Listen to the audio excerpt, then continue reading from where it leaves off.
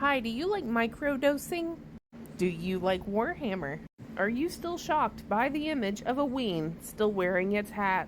Welcome to the 2018 film Mandy, starring Nicolas Cage. A movie I watched at the beginning of the pandemic, but apparently I blocked like 90% of it out. But also I don't totally appreciate enough because I, in fact, do not participate in recreational activities of an alternative kind. But what's it about? Okay, so Nicolas Cage lives with Mandy, who I think it's his wife or girlfriend or whatever. They live in a cabin by a lake.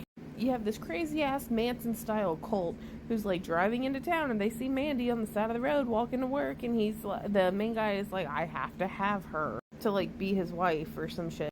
So the cult takes a jar of blood to the woods, and then they blow on this big magic horn, and out of nowhere these, like, I don't know if they're demons or aliens, but they look like the reptilian people from the Land of the Lost remake with Will Ferrell. They come out of the woods on four-wheelers, take the jar of blood, and they're going to kidnap Mandy for the cult. So while Nicolas Cage and Mandy are sleeping, the scary reptilian people break into the house and tie up Nicolas Cage, and they steal Mandy. And then Mandy wakes up, and then she's given drugs through her eye, which I'm assuming is LSD. And then they sting her with a murder hornet just for a little razzle-dazzle. And then they put her in front of the cult leader guy, who's like, well, I know Jesus, and he told me to take any wife I want on this earth, and he's okay with whatever I do.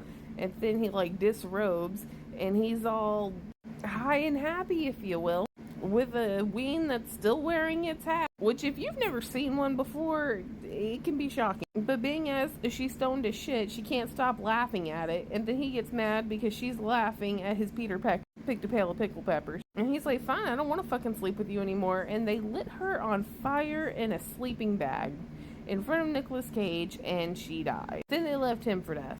But he escapes, and then he forges his own, like, giant battle axe looking thing, which is where the whole Warhammer thing comes. Because he looks like a sheer barbarian, which is D&D, but I'm assuming Warhammer is kind of the same thing, except it's got a little action figure. But he murders the reptilian things, which really like snorting the pure Colombian Bam Bam and watching corn on the cography. And then he steals one of their four-wheelers and rides it to this little church, which looks like the exact church from Midsommar, and, like, kills the others. The end.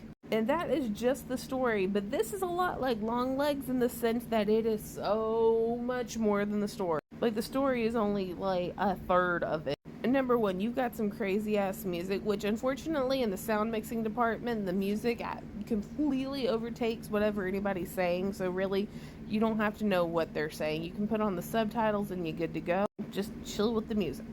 And then you have the visuals, which the lighting, they play with lighting. This is art house to the art house extreme, especially when it comes to lighting. Like, it's really gorgeous to look at. But while I'm not advocating for anything, if you're planning on doing it anyway, regardless as to what the fuck I say, do it before you watch this. Like, in cohesion, because you're already there.